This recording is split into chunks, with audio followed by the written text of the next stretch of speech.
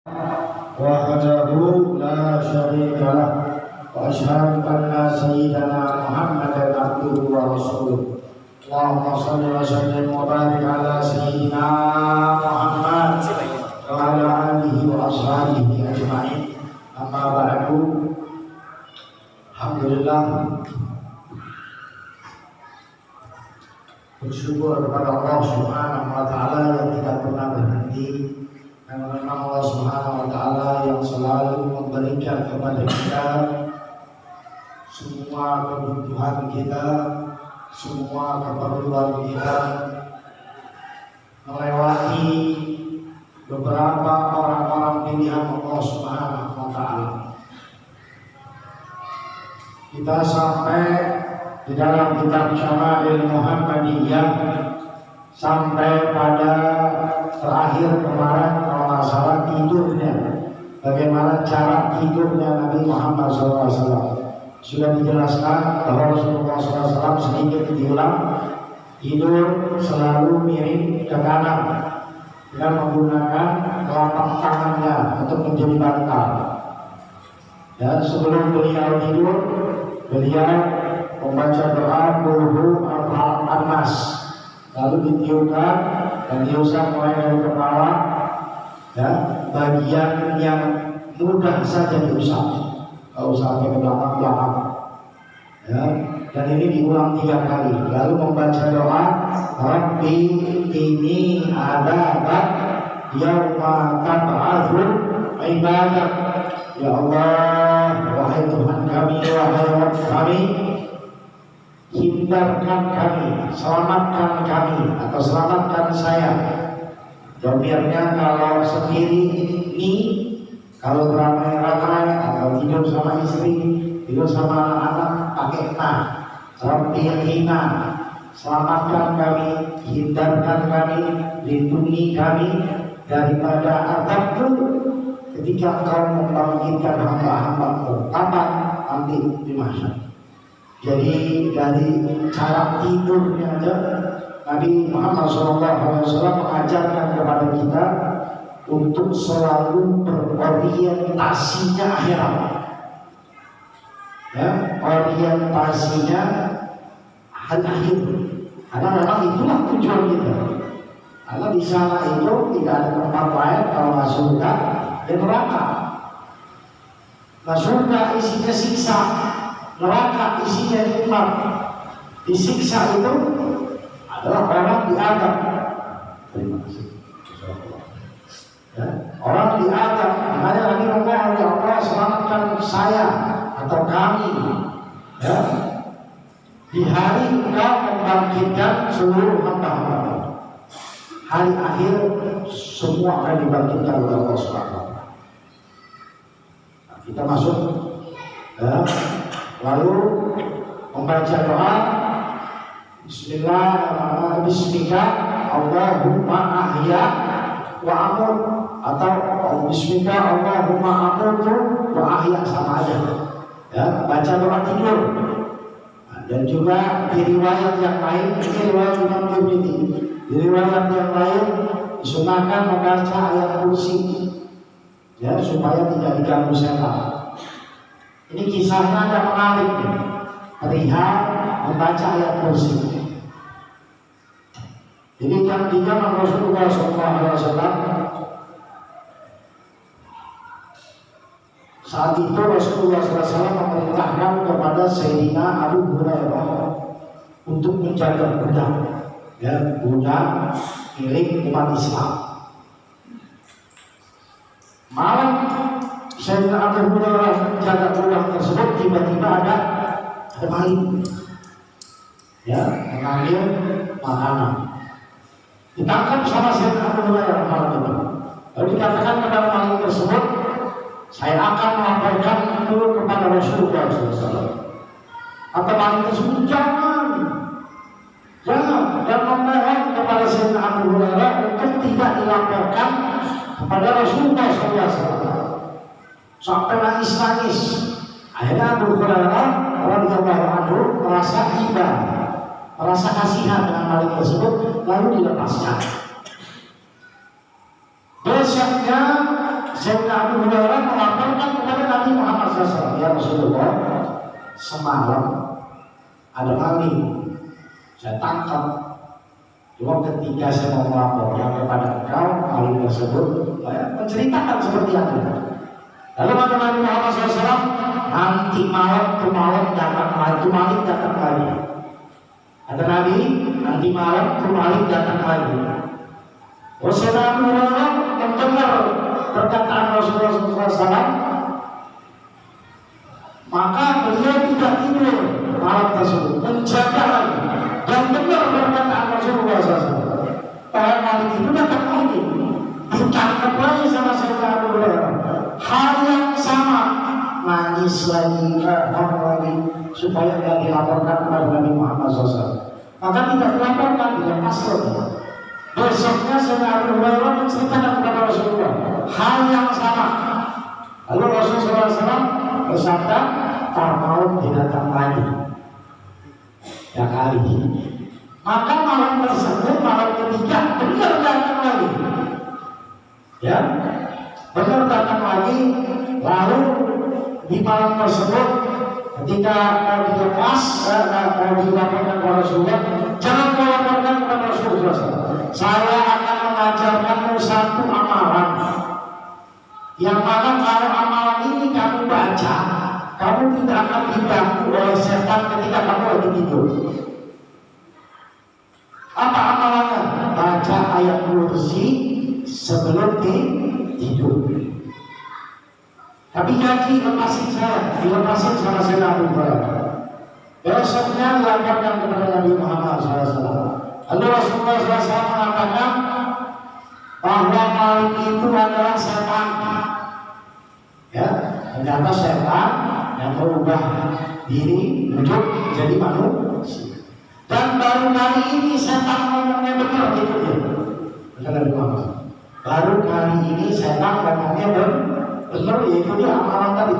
Jangan baca ayat kursi sebelum tidur, maka tidak akan diganggu setan. Karena yang ada setan sendiri. Jadi itu setan tahu orang ada hamba Allah baca ayat kursi, dia tidak bisa diganggu. Ya, amalan ini bisa kita baca. Dan memang ketika kita membaca ayat kursi sebelum kita tidur, Allah Subhanahu Wa Taala akan kirim 2 malaikat untuk menjaga kita. Jadi penting bagi kita yang tidur sama istri, ingatkan istri kita untuk membaca. Kalau anak kita bisa membaca, ikut dia membaca. Tapi kalau memang tidak bisa, kita ajarkan, insya Allah dengan mewakili kita, mudah-mudahan semua yang ada di dalam rumah saat tidur tidak diganggu setan. Insya Allah. Dan lalu ketika bangun tidur, ya sudah dijelaskan juga bagaimana Rasulullah SAW bangun tidur. Ketika bangun tidur, duduk sejenak. Bangun tidur, melek mata, duduk sejenak, jangan langsung aktivitas. Duduk sejenak. Setelah duduk sejenak, membaca doa, Alhamdulillahilladzi ahyana ba'da ma amatana wa ilaihin nusyur. Usap mata, pakai bagian punggung, jangan bagian dalam. Kenapa jangan bagian dalam? Karena bagian dalam ini tangan kita waktu tidur piknik. Tangan kita waktu tidur itu jalan-jalan. Kemana? Ke situ. Ya nggak usah diomongin deh. Ada istri, mak kalau saya tidur tangan kemana? Ke situ. Jadi tangan bagian dalam jangan digunakan untuk apa-apa sebelum cuci tangan. Jadi setelah duduk, bangun tidur duduk, usap mata pakai bagian luar, baca doa, lalu cuci tangan. Cuci tangannya jangan masukin ke dalam bak mandi, jangan gayung, karena ini kotor, ada X lah pokoknya. Ya, jadi seperti itu.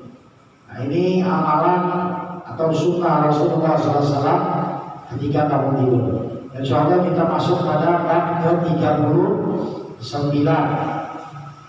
Bab 39 ini sebutkan bab majaa fi ibadati Rasulullah sallallahu alaihi wasallam.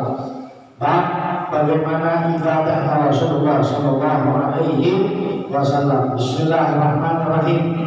Dari Sayyidina Mughirah bin Syu'bah radhiyallahu anhu, beliau pernah menyaksikan, lihat diksinya itu, pernah menyaksikan, pernah melihat, berarti tidak berjamaah.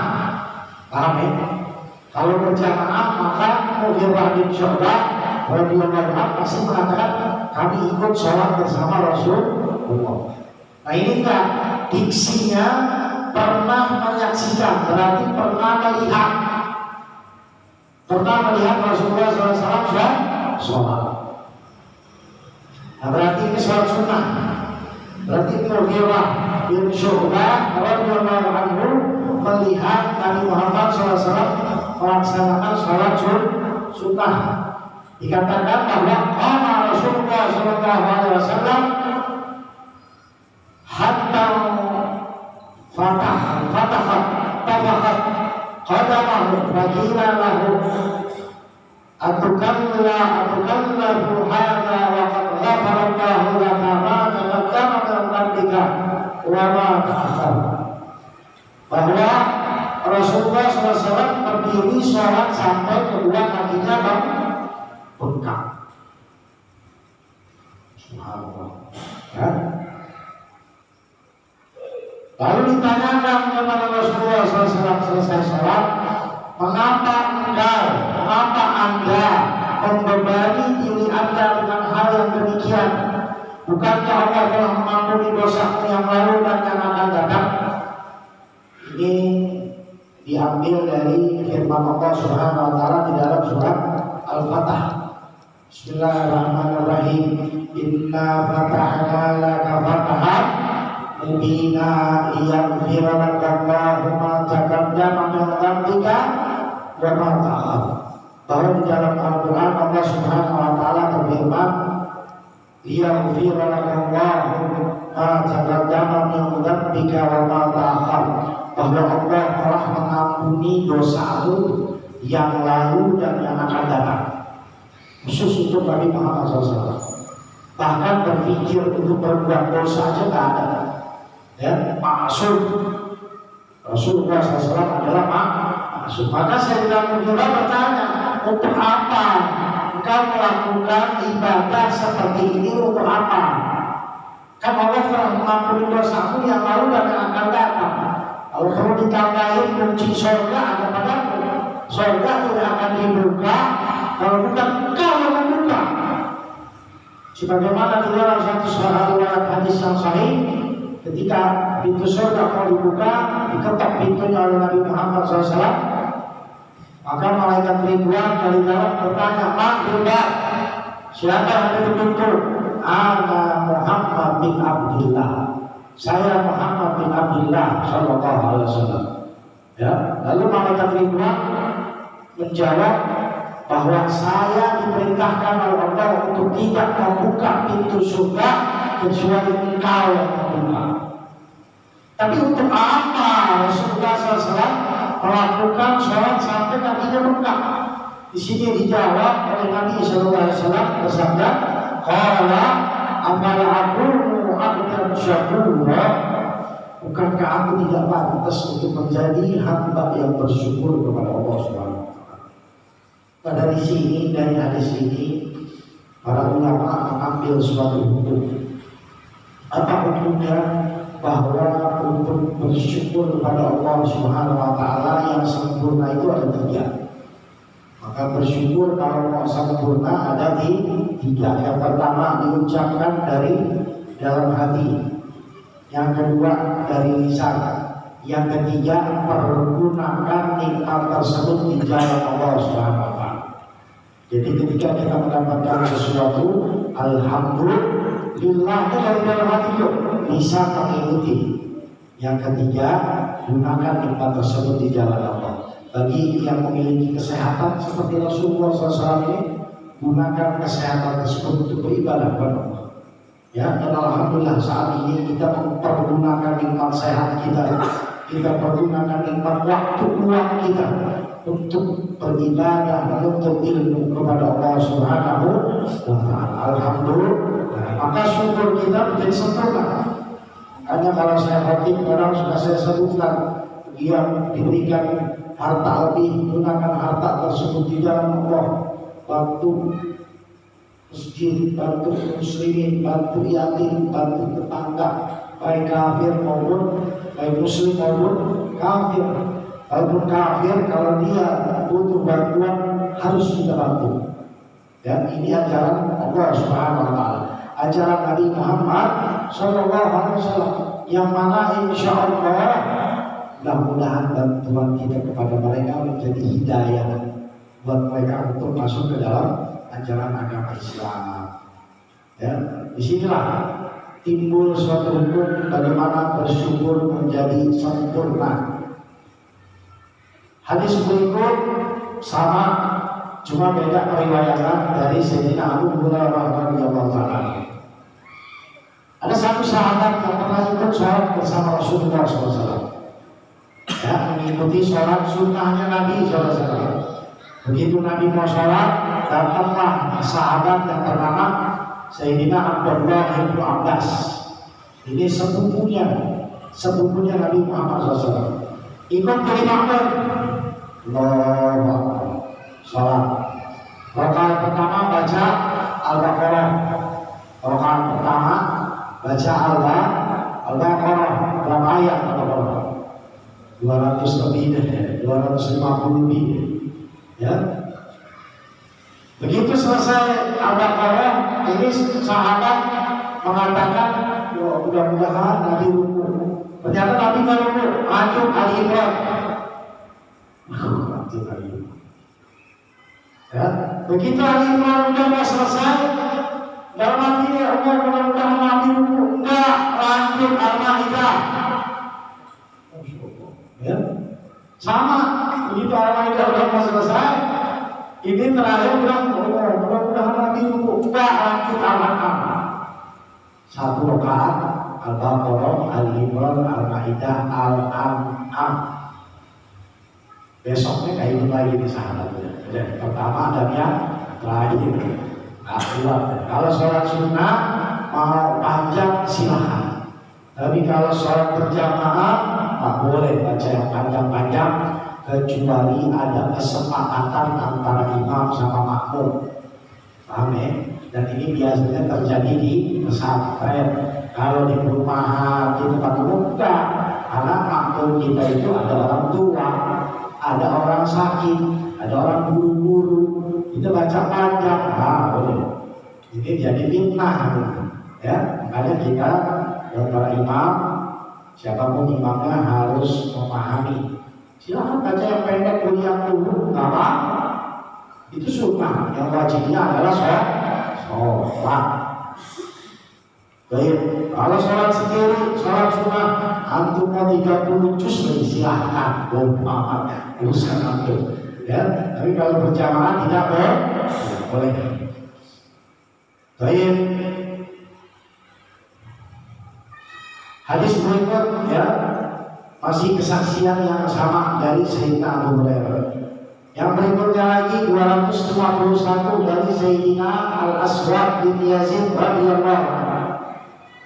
Beliau bertanya kepada Sayyidah Aisyah.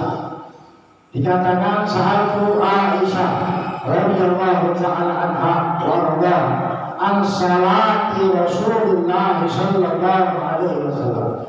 Jadi Aswad bin Yazid ini bertanya kepada Sayyidah Aisyah bagaimana tentang salatnya Rasulullah SAW di malam hari.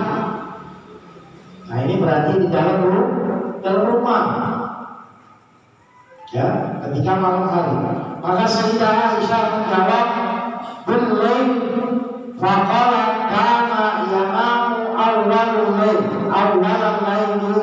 thumma yaqumu fa idza kana min as-sahari aw bahwa Rasulullah SAW tidur pada awal malam.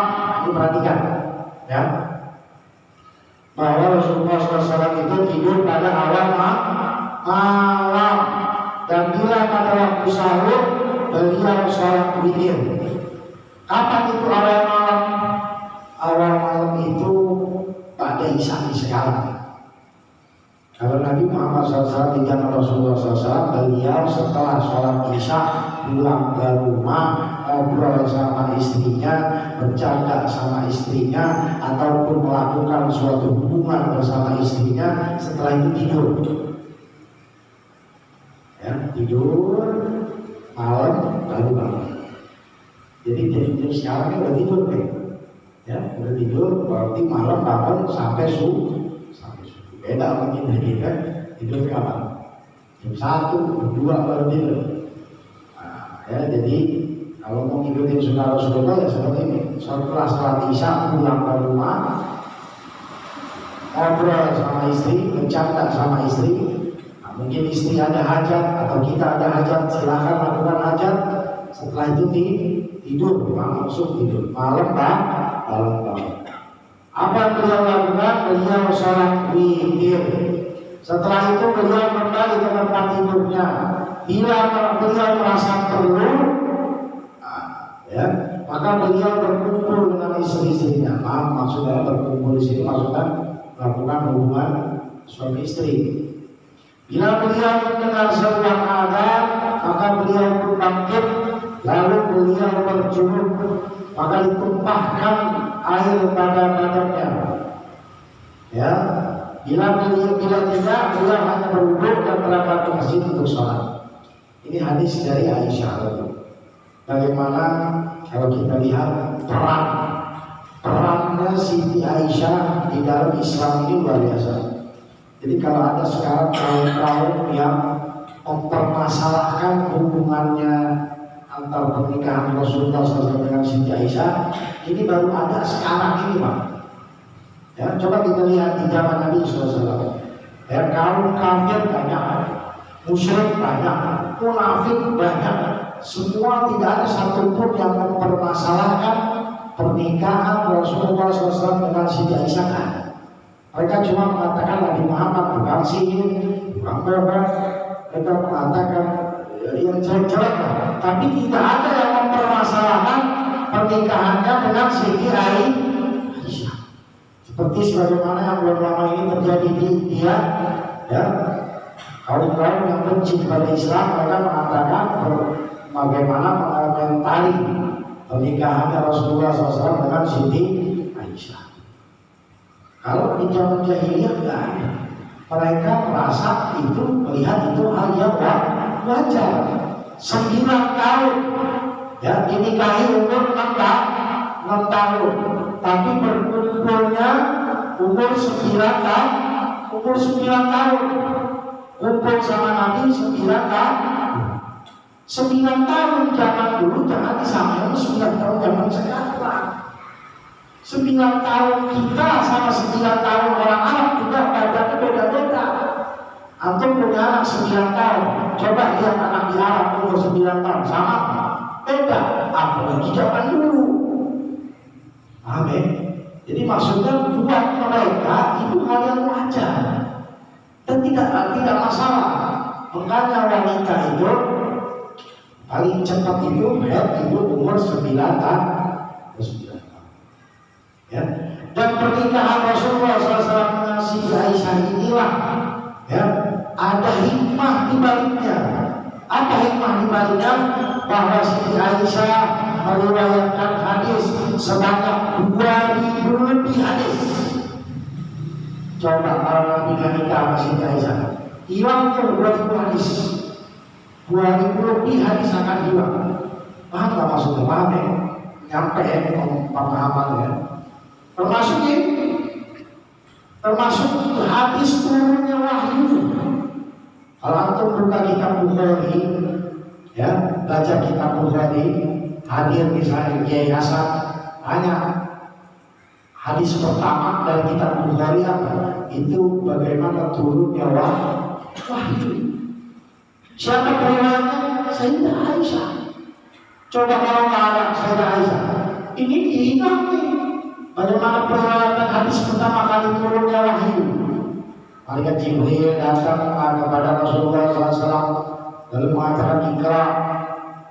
Lalu Nabi SAW berjawab mana biqari, saya tidak baca, tidak bisa membaca. Lalu dipeluk dari awal terus sampai beliau pulang, melindungi, selimuti aku, ya. Ini dari Sayyidah Aisyah. Kalau misalnya tidak ada Sayyidah Aisyah, itu maka hadis ini akan hilang. Jadi bagaimana hukum-hukum juga seperti ini, ya? Bagaimana cara mandi junub? Itu dari Sayyidah Aisyah. Aku tidak tahu gimana cara mandi junub kalau Sayyidah Aisyah tidak tahu banyak. Bagaimana kalau mandi junub ada caranya? Nggak main jemur, ambil gayung pertama, lalu sirami bagian kepala, mulai dari kepala, lalu berhenti sebentar, gosok dulu sampai kena kulit kepala, lalu guyuran kedua, lalu guyuran ketiga, begitu juga tangan kanan dimulai. Ini kan dari Sayyidah Aisyah. Kalau tidak ada Sayyidah Aisyah, kita mungkin dalam keadaan junub semua, ya, tidak tahu bagaimana caranya mandi junub. Makanya alhamdulillah, ya, kalau misalnya ada yang pembicaraan atau yang menjelekkan bagaimana bahwa Rasulullah SAW menikahi anak kecil, ini kita sudah tahu, kita sudah mantap, ya, dan juga pernikahannya juga atas perintah Allah,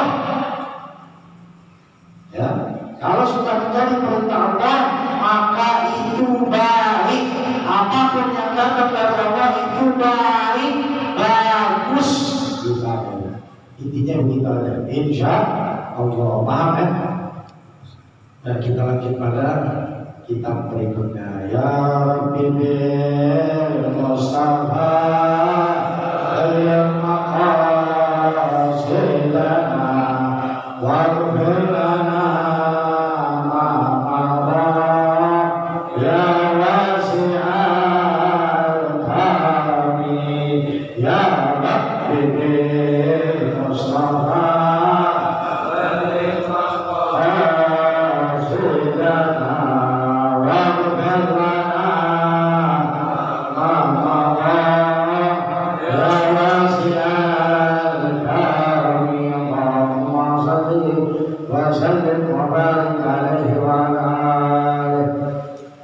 Bismillahirrahmanirrahim.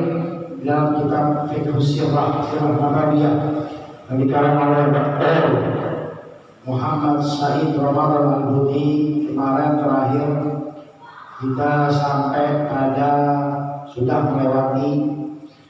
melewati bagaimana pernikahan Rasulullah SAW dengan Sayyidah Khadijah, bagaimana bisa awal kenal, ya, dari umur berapa itu sudah kita lewati. Dan sekarang kita masuk di dalam bagaimana peran serta Rasulullah SAW di dalam membangun Ka'bah. Ka'bah adalah rumah pertama yang dibangun oleh Allah Subhanahu wa Ta'ala, dibangun oleh para malaikat. Dan fondasi awalnya yang membangun itu adalah para malaikat Allah Subhanahu wa Ta'ala. Sebelum ada manusia, sebelum ada apapun di atas muka bumi ini, maka yang pertama dibangun oleh Allah Subhanahu wa Ta'ala adalah Ka'bah. Jadi Allah disebut itu adalah Ka'bah adalah rumah yang pertama yang dibangun atas nama Allah Subhanahu wa Ta'ala, ya, untuk menyembah Allah dan mentauhidkannya. Dan dibangunnya, ya, dibangun oleh Nabi Ibrahim alaihissalam bersama anaknya Nabi Ismail alaihissalam. Dalam surat Al-Baqarah Allah Subhanahu wa Ta'ala berfirman yang artinya, dan ingatlah ketika Ibrahim meninggikan pembina atau dasar-dasar Baitullah bersama Ismail, lalu berdoa, ya Rabb, terimalah kami dari amalan-amalan kami, sesungguhnya Engkau lah yang Maha mendengar lagi Maha mengetahui. Ini 127. Kalau 129-nya itu 127 doa, 128 doa, 129-nya doa, ya Allah, berikanlah atau utuslah seorang Rasul. Nah, jadi Nabi Muhammad SAW itu kenapa di kota Mekah? Kenapa lahir di kota Mekah untuk orang Arab? karena doanya Nabi Ibrahim alaihi salam bersama Nabi Ismail. Setelah membangun Ka'bah, lalu berdoa, Rabbana wa ba'ath fihim rasulan, ya Allah utuslah seorang rasul di lingkungan Ka'bah ini, seorang rasul yang membawa kitab-kitabmu, yang membawa firman-firmanmu, wa yuzakkihim, dan membersihkan mereka dengan firman-firmanmu tersebut, dengan ayat-ayat Allah Subhanahu wa Ta'ala. Nah, itu salah satu dasar kenapa Nabi Muhammad SAW tidak dari Bani Israel. Kenapa dari bangsa Arab? Karena doanya Nabi Ibrahim alaihissalam bersama Nabi Ismail. Coba yang bawa HP buka atau Quran, yang ada Quran 129, coba kita untuk memperkuatnya. Kalau dibantu Pak Samsul atau yang dekat kali kalau ada Quran Al-Baqarah 129, coba dibantu. Ada nggak Quran terjemah di situ? Cukup dimantap. Nah ya, 129 Al-Baqarah 129. Kalau yang bawa HP, Google, googling, ya Al-Baqarah 129, coba dapat nggak?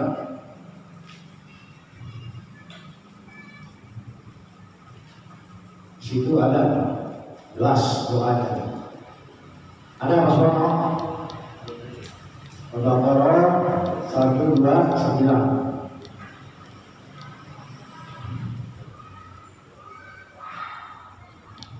Ada? Yang sudah dapat? Ada? Coba baca. Kencangnya dikit suaranya.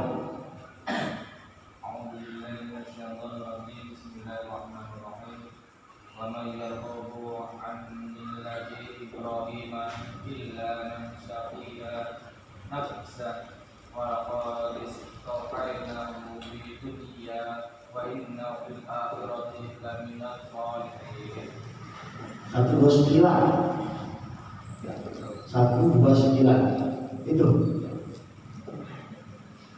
sebelumnya coba atau sesudahnya yang Rabbana wa ba'ath fihim ada nomor berapa?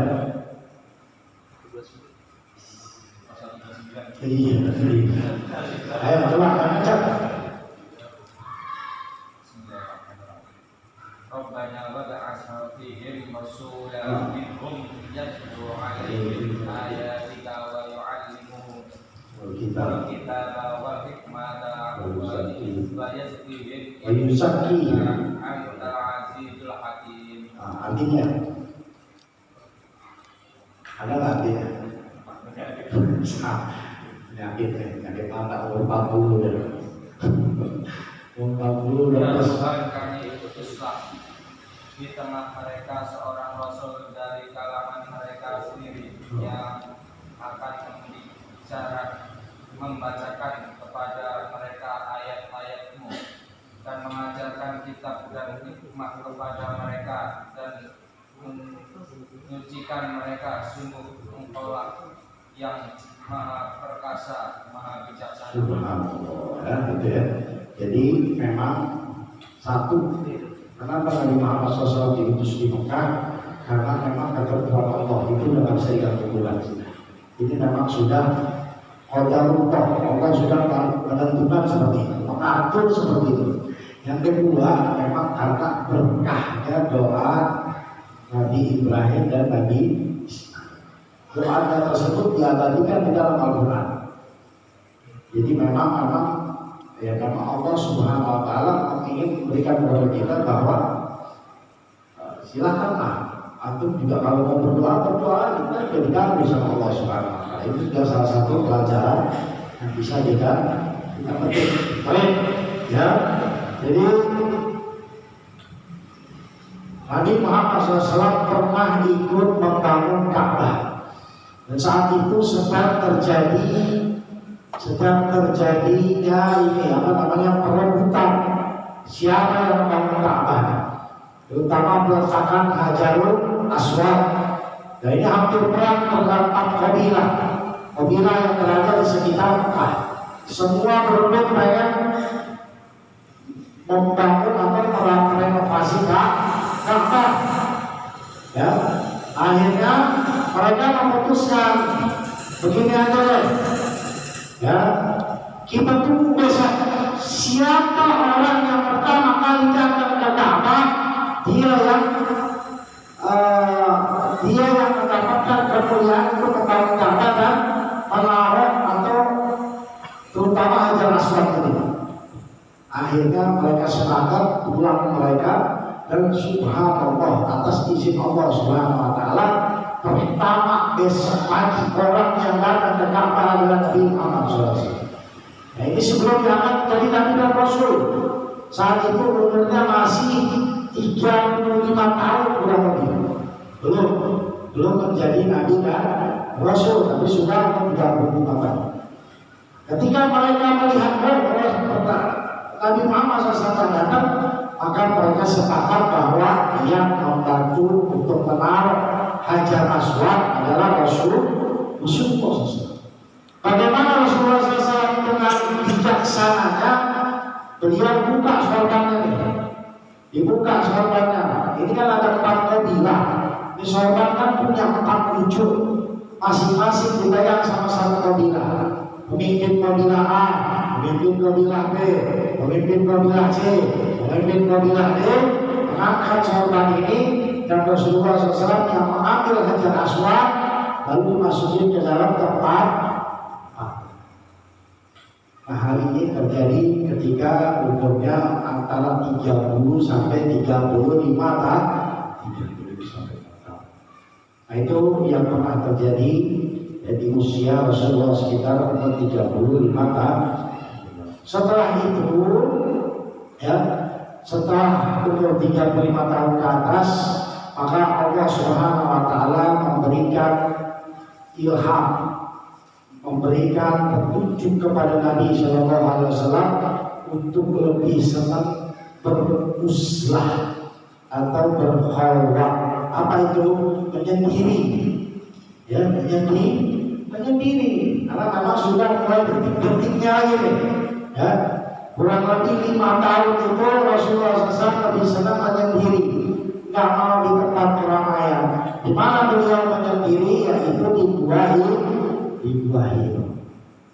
Ya, mendekati usia 40 tahun, mulai tumbuh pada diri Nabi SAW ya, kecenderungan untuk merasa pengen dekat sama Tuhannya.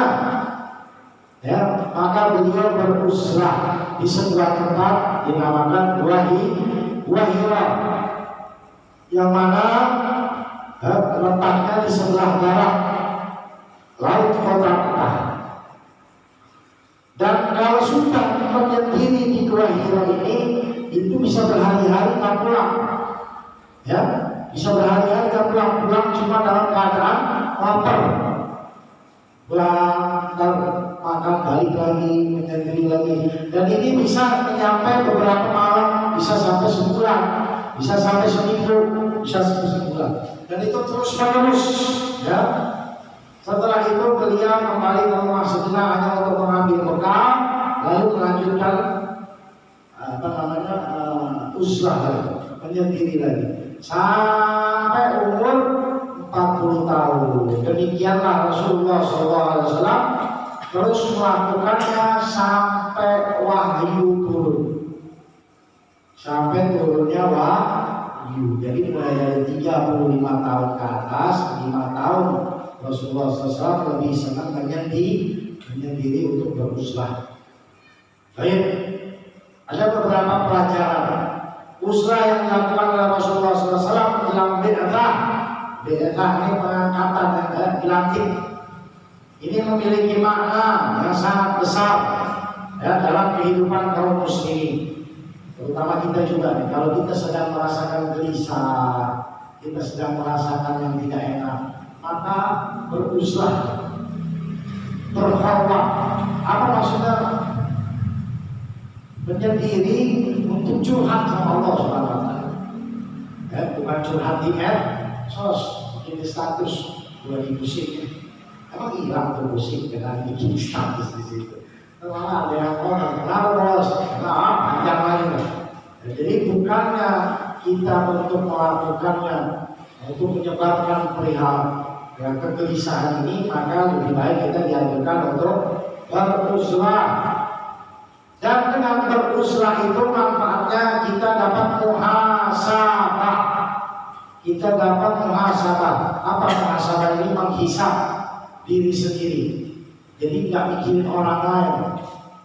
Ya kita hanya menghitung diri kita sendiri. Apa yang sudah kita lakukan, benar nggak ini? Kita sudah melanggar perintah Allah. Jadi begitu. Ya, kalau kita sedang beruslah, kan kita kalau punya masalah, antum dianjurkan untuk beruslah. Dan banyak manfaat hikmah lainnya daripada beruslah, bahwa setiap manusia ini mempunyai sejumlah penyakit yang tidak dapat dibersihkan kecuali dengan uslah menyendiri. Penyakit-penyakit yang tidak dapat disembuhkan dengan beruslah, jauh dari keramaian, jauh daripada penatnya kehidupan dunia, ya, dan dengan menyendiri bisa menghilangkan rasa sombong. Salah satu manfaat daripada menyendiri bisa menghilangkan rasa sombong dan bisa mendatangkan rasa bersyukur kepada Allah. Kalau kita sudah menghisap diri kita, ya Allah, alhamdulillah kita punya ini, Kau telah berikan ini, banyak orang yang Kau tidak berikan, tidak mampu juga ini. Ya, jadi pentingnya beruslah. Di mana? Di rumah deh, kita mau cari gua sekarang. Enggak mungkin. Di rumah cari ruangan kosong, penyendiri di situ. Salat 2 rakaat, setelah itu curhat sama Allah. Mau nangis, mau apa silakan. Demi Allah, antum nangis sama Allah tidak akan menghinakan dirimu menjadi rendah. Enggak, malah jadi lebih tinggi di sisi Allah. Cengeng sama Allah enggak apa-apa. Asal jangan cengeng sama manusia aja. Ya, insya Allah mudah-mudahan bisa menambah keimanan kita kepada Allah Subhanahu Wa Taala dan bisa menambah kecintaan kita kepada Rasulullah Shallallahu Alaihi Wasallam. Insya Allah mudah-mudahan panjang umur, sehat walafiat sampai bertemu pertemuan yang akan datang. Kita tutup dengan doa Bismillahirrahmanirrahim. Astagfirullahaladzim, astagfirullahaladzim, astagfirullahaladzim. Bismillahirrahmanirrahim. Alhamdulillahirabbil alamin. Allahumma shalli wa sallim ala sayyidina Muhammad wa ala ali sayyidina Muhammad. Allahumma inna na'udzubika min ilmin la yanfa' wa min qalbin la yakhsha' wa min nafsin la tashba' wa min du'a'in la yusma'. Allahumma inna nas'aluka ilman nafi'an wa rizqan halalan wasi'an thayyiban mubarakan wa amalan mutaqabbalan. Allahumma arzuqna taubatan nasuha qabla al-maut. Allahumma arzuqna taubatan nasuha qabla al-maut. Allahumma inna na'udzubika min adzabil nar wa min adzabil qabri wa min fitnah mahya wa mamat wa min fitnah masih dajjal wa min su'il khatimah. Allahumma khtim lana bil iman wa khtim lana bil islam wa khtim lana bis sa'adah wa khtim lana ya Allah bi husnil khatimah. Rabbana atina fid dunya hasanah wa fil akhirati hasanah wa qina adzabannar. Wa sallallahu ala sayyidina Muhammad wa ala alihi wa sahbihi wa sallam walhamdulillahi rabbil alamin. Ya Rabbana khalaqna bi annana rabbana wa annana ashrafana ala ashrafana wa tub alaina tawba wa bisil liballi hawba wa sallana Amin.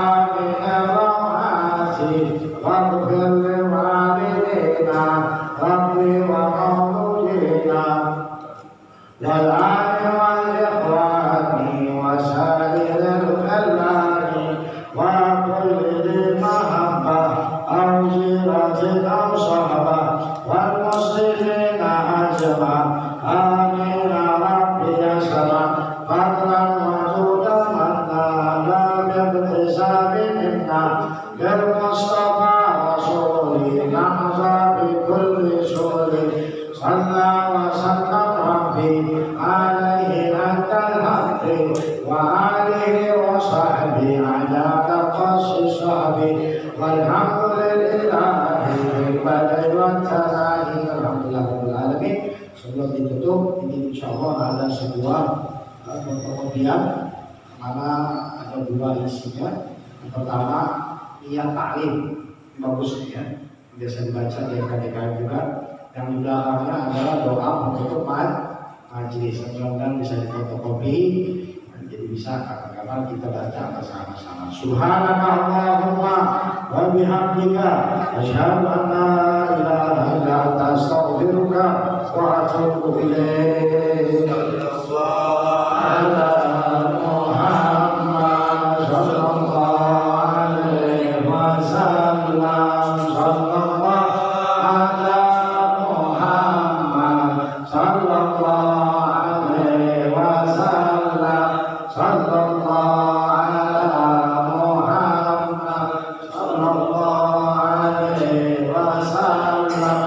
Sallallahu